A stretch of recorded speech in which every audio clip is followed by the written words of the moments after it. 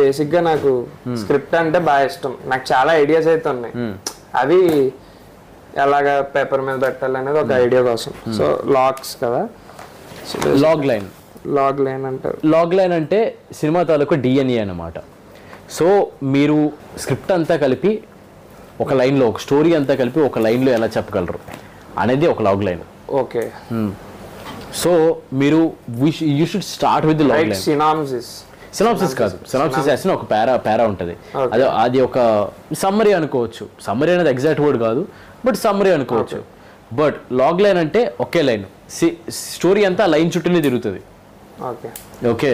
So నీకు ఒక friend ఉన్నాడు, ఆ ఫ్రెండ్ చచ్చిపోయాడు, తర్వాత నువ్వు ఎలా డీల్ చేసావు, తర్వాత నువ్వు గ్రీఫ్తో ఎలా డీల్ చేసావు, అంతే అయిపోయింది.